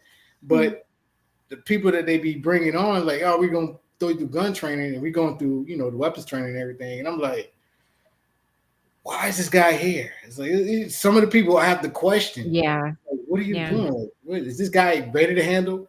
Does he need to go through another 2 weeks of this, or are you going to just Probably. that's what I'm saying. It's like you never know what goes on behind the scenes. Maybe you're the paperwork guy. Maybe you're the paperwork guy. Like you still get the pay. You know what I'm saying? Like you still get the just ain't out there in the streets. Yeah, and like but you're furthermore, not killing nobody. Yeah, like when Eric went through his training to be a probation officer. I mean, Jedi kind of touched on it in one of his comments. They're not unified. The state police go through their own training. Even the Rangers go through their own training. The probation officers. I mean, everybody, they all go through separate training. It's not unified. And I think that was one of the things that I'm not sure if I talked to you about it, Willie, but having a unified sort of police force, because the jurisdictions are so vastly different and then the training is so vastly different. I can't say if one is superior to the other, but there should be a baseline. I don't know if there is. Tay, you're right. Tay, it should be a baseline, but there is a baseline. Okay, Tay, you're right. There is a baseline, but because of this, like Jen was saying, jurisdictions and city, county, how you go and vote for different laws and stuff like that. Each legislation is different depending on the jurisdiction. So not all police officers can do the same thing everywhere within the same state or county or city or whatever. Yeah. So that's where the conflict happens. And I am, although it kind of makes me sad in a way, but I'm happy in another way. Melanie says that she's in the VAR. So this is actually where my in-laws live, where I'll be visiting in the summer, that you can feel the tension in that community, which I'm kind of glad for that in a way, because I'm glad that the community isn't okay with sweeping that under the rug when they have those those meetings. Like these, they can make their voices heard, because these people are like, we want to get reelected again. Well, I mean, that's why I think that's why the sheriff put out that body cam. He said transparency. I appreciate him doing that, but is he doing it because he's honestly want to be transparent, or he just like, I want to be sheriff again? I mean, that thing was going to get. He was going to be ordered to release that thing, or he do it himself. Or let me do it now, so get it out the way. Like, I don't know. Well, and if I were a military service member that was there, another thing I would be looking at, which I think Melanie also touched on, what about my family? If I'm going to be facing deployment, is my family going to be safe while I'm gone? Is my family going to be safe in this apartment complex? Or is somebody going to hear fucking weird noises from my apartment? Maybe I'm listening to a movie too loud and they're going to call the cops on me. Do you know what I mean? Like, or say your family is in there. You got your kids. Yeah. Mommy, what's all that? Mommy, what happened over there? What are you telling your kids? Do we feel now? And then now, are we cool? And shout out to Eric for kind of breaking it down, because he did law enforcement in Florida. He's saying that there's no, what is it? A level of ordinance requirement. So there's no I guess restriction on the level of force you use to de-escalate a situation, I guess. So he says they're not required to use the lowest form of ordinance. in Florida. And that's why I Got moved. fired. She said that's why I moved. That's why I don't live in You know what Florida I'm saying? anymore. I'm pretty sure it's not to the point where it's just like, you know why I pulled you over? I was doing 50. Pow! Got, So you know, these lawyers although out there it's- just yeah, going ham. Yeah. it's not to that level, but if the officer can fandangle away, I'm not saying but like if somebody wanted to be a dirty cop and fandangle away to be like, I was in fear for my life, so that's why I shot him. You know, it's that. And I mean, it's so many incidences where people roll up on people's homes. You got the incident that happened in Dallas where that officer was either super tired or drunk, went to the wrong apartment, opened the door. It was in the living room, and my man comes down the hall like, hey, who are you? And she shoots him, right? She gets 5 years with the ability for probation or parole in 2.5, right? Amber Geiger, I think was her name. You know, shoots the black dude in his own home. Like, he hears somebody come in the apartment. He coming down the hall like, No, hey, she said she what do you- thought that was her apartment or something. that's what I'm saying. And then after she shoots it, she's looking around like, This this ain't my apartment. living room. Yeah. Oh shit, I'm in the wrong house and I killed somebody. Oops. You know, 5 Oops. years available for, you know, parole in 2.5. Then there's So- the other one in Dallas where who was it? I think he was showing up to do a wellness check, looked through the window, saw somebody through the window, claimed that they were doing some shit. No, and they shot were them through the doing a window. drug bust or something, and it was the wrong house. No, that was the one in was it Kentucky, Louisville, or something like that? But that's the one where they like showed up to the house. It was shooting, and like my man was shooting back at them, and they're just like, "Oh, we're getting fired." Somebody shooting in my house. He was returning fire. That's why we went in there and killed him. Louisville, yeah, that's it. So I'm just like, bro, like there's so many incidences where cops just, bro, you make mistakes. I get it. Like the warrant had the wrong address on it, whatever, you know. But I mean, you just Grand Theft Auto this shit. This isn't GTA, bro. Like you just can't shoot at people and expect them not to be like, oh shit, let me shoot back. Like it's their right to defend themselves. And then when they're proven wrong, they're just like, first of all, that district attorney for that case, like he let all the cops off the hook. I think I got to go back but no, he did. Eric points it out. The Breonna fact that Taylor, that was her name, that died in the shooting. Yeah, the fact that we're getting so many cases confused together is sad. There's so many we can't even tell the difference. Yeah. Now, I will tell you that again, I go through my weird points and I watch cop videos, and there was a video where a female cop was shot. A white gentleman, for whatever reason, shot her hand. She still pursued him in her vehicle, and she was still composed enough that when he came out and he put his hands on top of his head, she didn't shoot him. She was able to subdue him. Granted, I think she had like an MP5 or like an AR-15. She had some sort of like assault rifle, and then she also had to his father showed up, and his father was just like, what the fuck do you do? But anyways, that composure is there. I mean, I don't know if I'm asking police officers to be superhuman whatnot in her circumstance, but I'm just like, there has to be some sort of training. There has to be something. Like there's something missing. Like you can't just shoot you can't. It's just like I try to tell my kids, you can't break a plate and say sorry. That plate's going to be broken forever. It's not going to ever be fixed. This part here, right? And for those that know, so like 80. So our job, we're like telling planes you're allowed to shoot and kill. Yeah. Shoot a missile and neutralize a threat. If the pilot ejects, it's cool and stuff. Neutralize. But end of the day, we're following this ID matrix law of armed conflict. we're looking at the scope and we're just like, they're like, declare this group. Yep, that group right there is hostile. Fox 3, bam, shoots that guy. GBA. They Right. look and they're just like, man, you just shot down an airliner. What happened? The controller right there, Sergeant McCoy, told me it was hostile. Now you Sergeant got to McCoy go pee in a said that. cup. You got to go poke tapes. said You got to that? go do everything. Yeah, I was a little confused. I'm in jail. I'm in jail.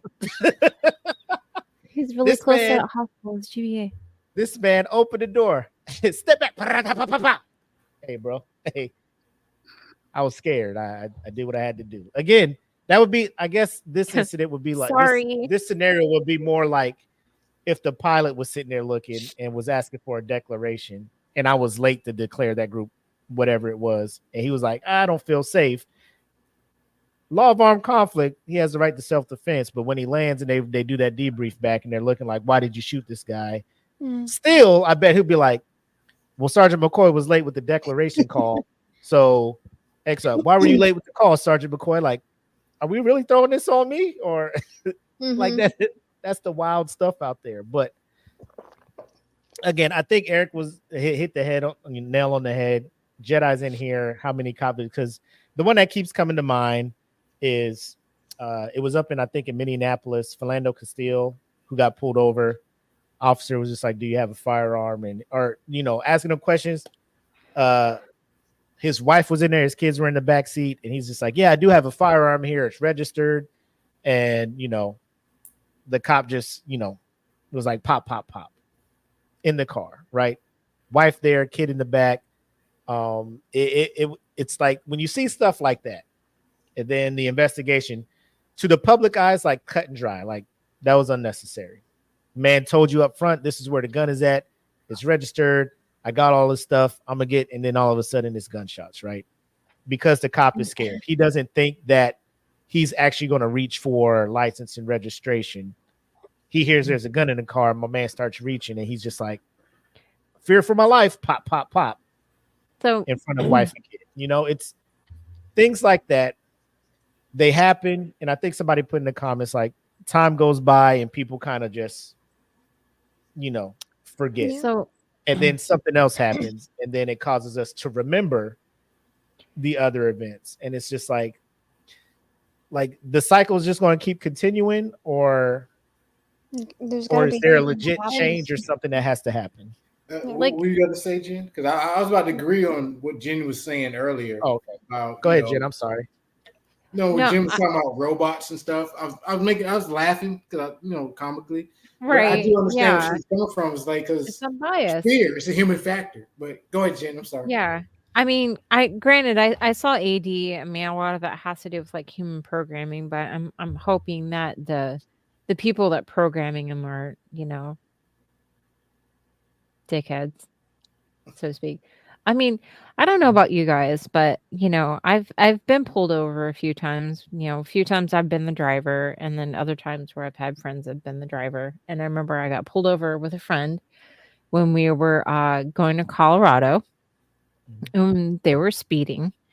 And I remember the only thing the officer said, I mean, anytime you get pulled over, like I get nervous because I'm like, oh shit, like, and I don't you guys, I'm always worried like I'm gonna get fucking in trouble or shot or some shit. That is still a valid concern of mine. And I remember the first thing the officer asked was, are there any drugs in the car? And we were like, no. And he goes, are there any weapons in the car? And there were probably about 4 guns in the car between the 3 of us.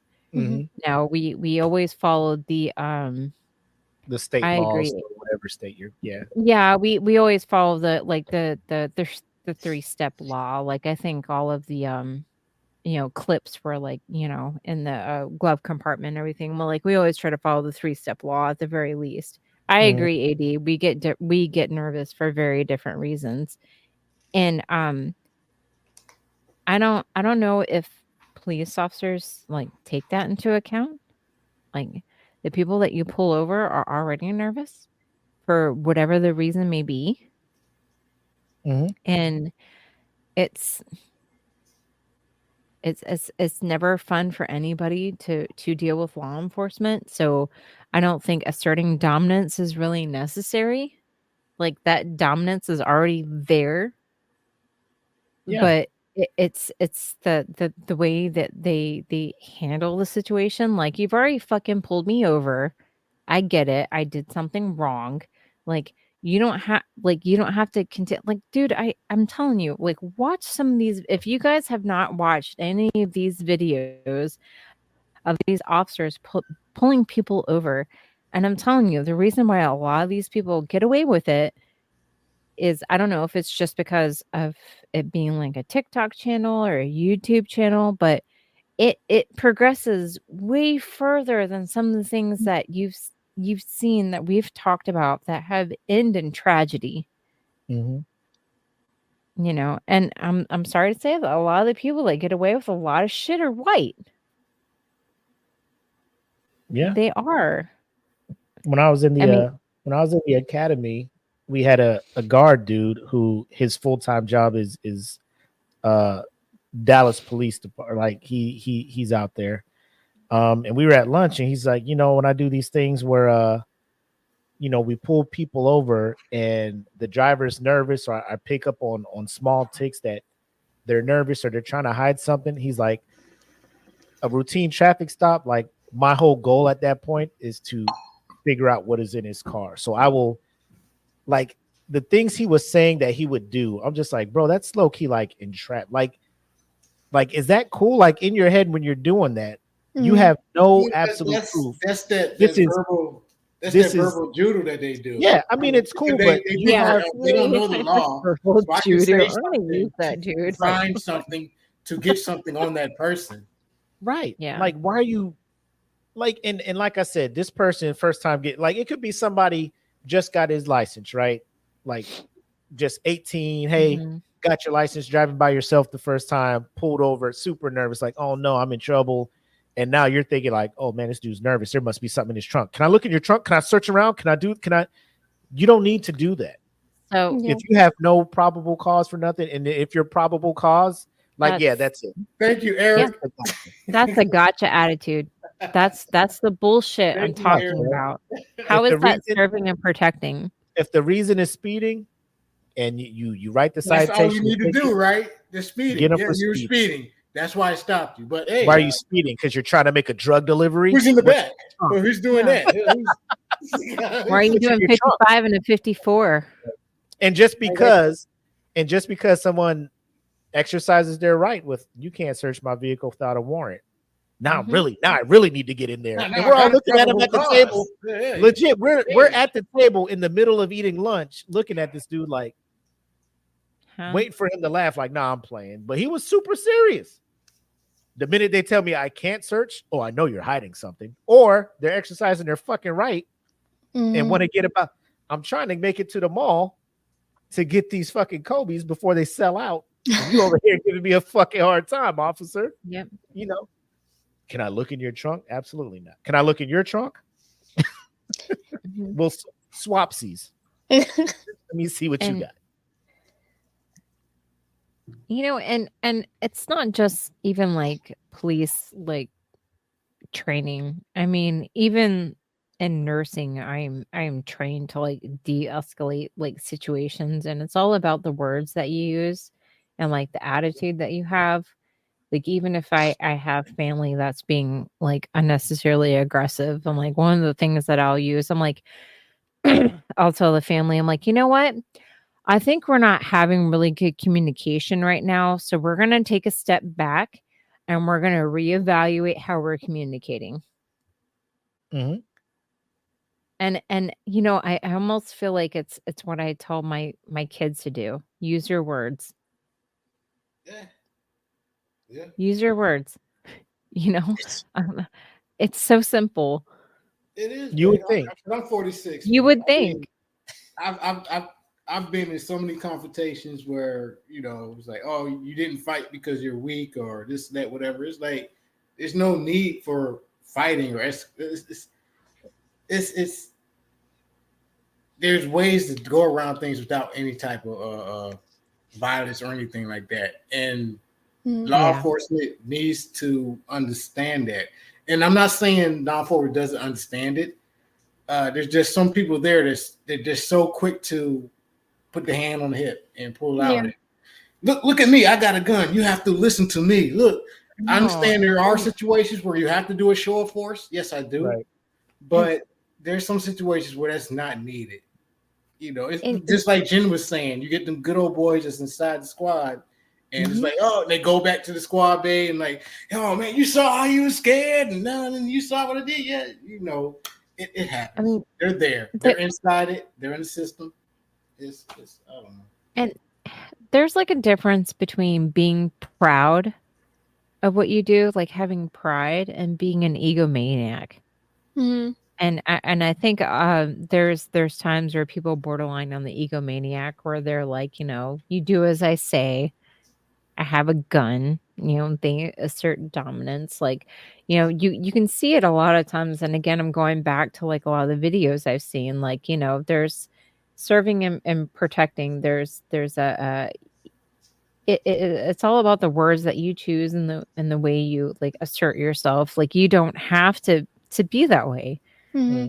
Because you know, like in this certain situation, like it comes off as an egomaniac. Like, you didn't, you know, give him a chance. You just shot him. Yeah.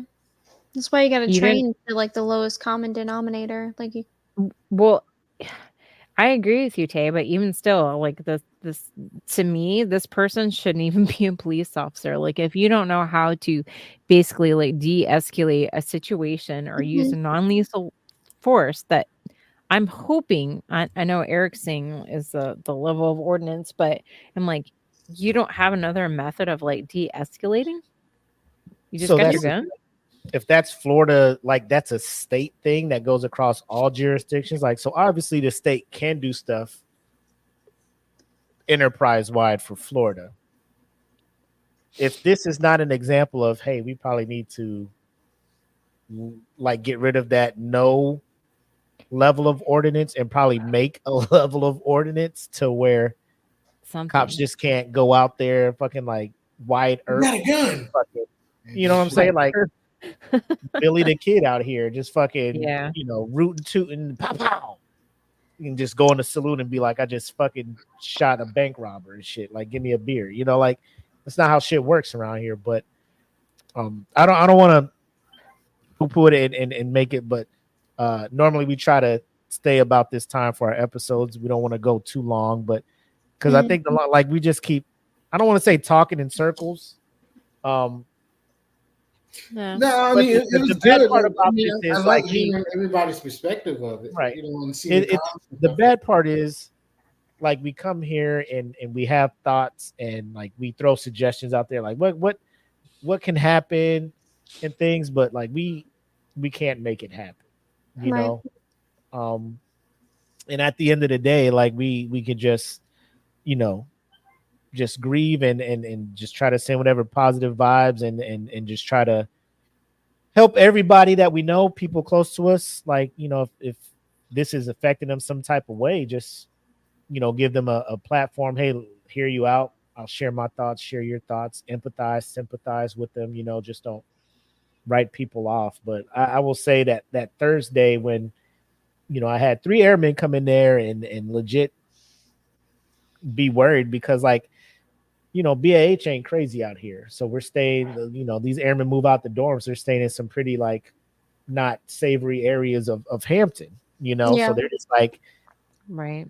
What's to stop this from happening to me? Like, do I not bring my gun? Do I not do, you know, cause I have a weapon, it's legally and all that stuff. But now like I'm answering the door without my gun because I don't want to get shot, but then it'd be a reason that I need my gun when I open the door and I don't have it because I'm fearing, you know, and they're telling me all this stuff. And I like, as a shirt, I don't have an answer. Yeah. You know, like I'm telling them it's your right to have the gun when you open the door. But my political question, well, not political question, but my view, like if I was like in a, like you said, a shirt position or whatever, yeah, I would be like, why did you answer the door with the gun? You know what I'm saying? Was that necessary or this and that?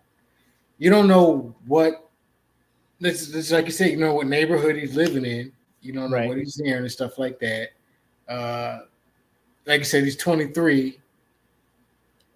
He's 23-year-old kids, man. You know, he's on the FaceTime with his girl, or whatever, and he's probably like hearing the stuff and he's talking to the girl and hearing the knock on the door and share off. He's like, man, I don't know. And the girl probably like, man, it's probably somebody, you don't know. Man. They be robbing people like that. Da, da, da, da. So, you know what? I need to go get my gun. You right. Yeah. Go to the door. You know what I'm saying? It's My thing is, if this dude is following the rules, following the laws, that's what I'm saying.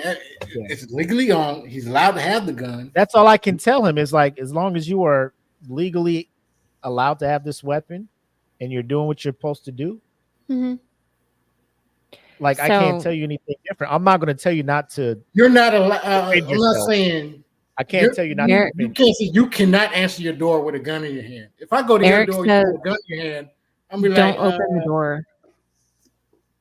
why you got a gun in your hand? Like Eric says, do not. So my husband, who's, probation officer, he went through training, says, do not open the door until you see a badge, talk through the door. And I agree with that. I really do. And I think, and that is a totally valid reason until you see a badge. Like, that just totally gets by the whole, like, is that really law enforcement? Ask to see their badge before you even open the door. Thank you. So there is a good I really do. thing to tell your troops is that, do not open the door. You can talk through the door. Okay. But yeah, to keep them safe. I was just like it hit home because like when you hear it's the 23-year-old airman and then you have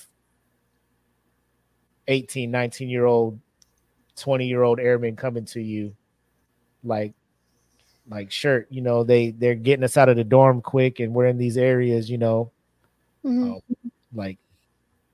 like some people are like, yo, can I come back on base? I'm just like, bro, why are they getting out the dorm? Are they kicking them out the dorm? Yeah. What are you talking about?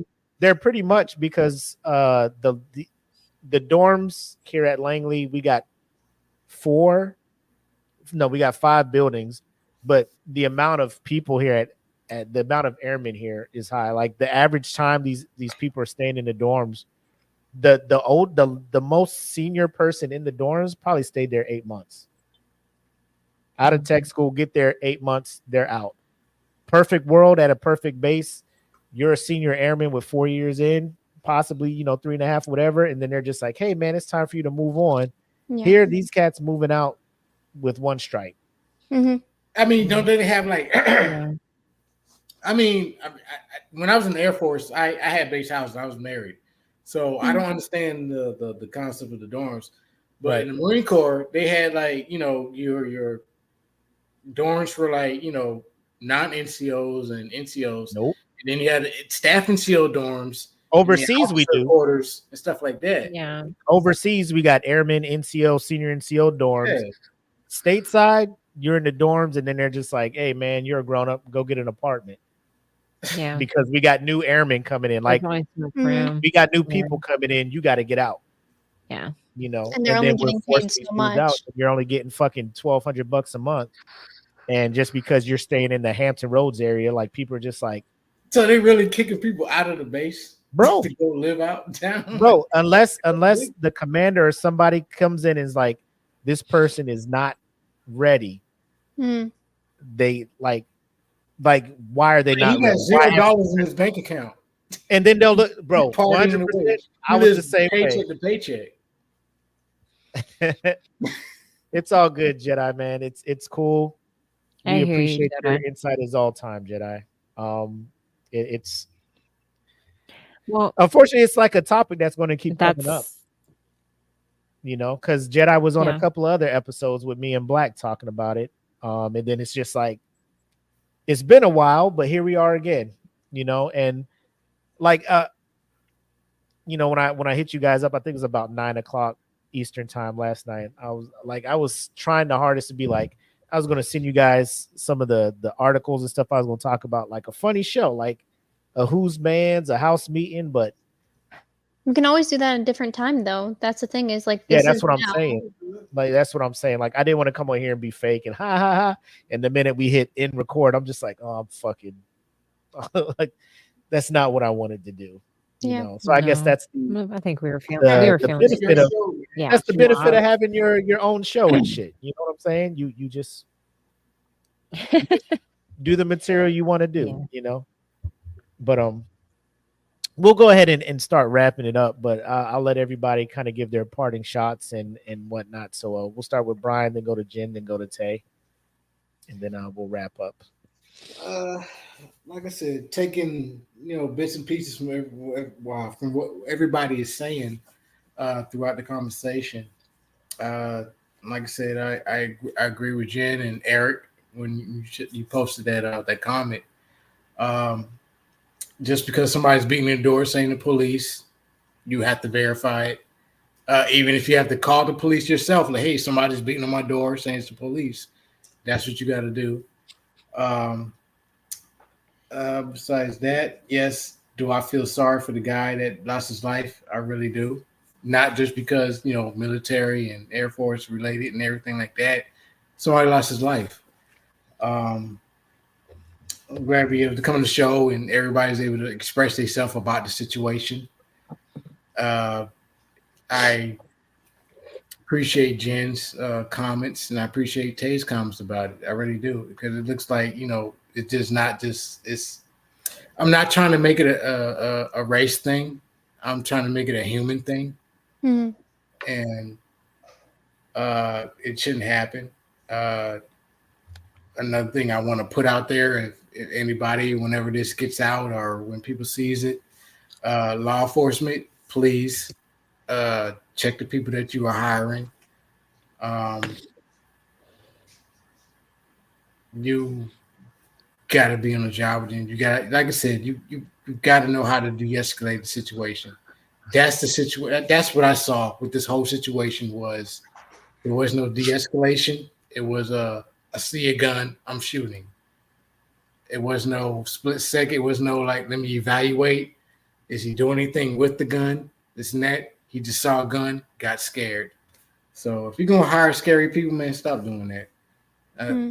That's a joke. But anyways, yeah, man, it's a serious situation. Serious situation.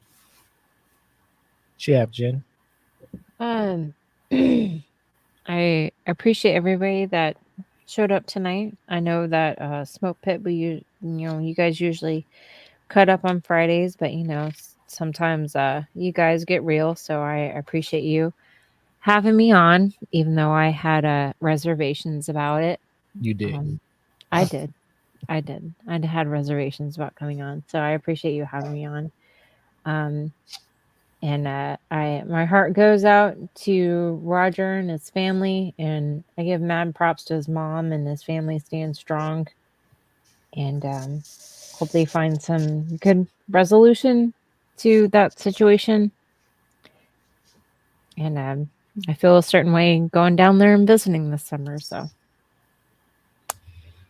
there's that. She got Tay. Just kind of the same thing that Jen was saying. Thank you for having me on tonight. I also was concerned about coming on tonight because I didn't think that I would have really much to say. But I'm glad that I did come on and got to share how I was feeling. It really just reminds me, like events like this, to just like reach out to your loved ones and just tell them you love them, just because you never know, when it's going to be the last time you talk to them. So it's just rough. But yeah, my heart goes out to his family, his girlfriend that had to hear that, because I can only imagine how she's doing. It's just yeah, the airmen, Jesus Christ. Yeah, that's it.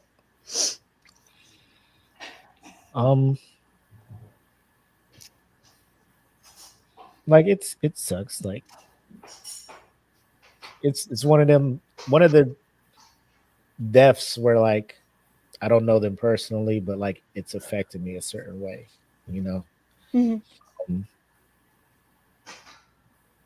I will say Jen was just like, I don't know if I want to come on. And this is just for anybody. I'm assuming most of the people that rock with us kind of know by now, but if any new people come on and they see Jen and they see Tay on here talking about it and be like, oh, this is just social justice warrior and all this, like, no, like Jen and I go back 20 plus years. You know, she's down 4 flats like a Cadillac. You know what I'm saying? Like, this isn't nothing new. She's always been like this. Um, she's gonna call a spade a spade. If something's bullshit, she's gonna call it bullshit. You know, Yeah. she's not on this ride the wave of, you know, Black Lives Matter type stuff. Like, she's been down. Tay's the same way. I've known her since she came in. That this isn't anything they're doing just because they're on the smoke pit.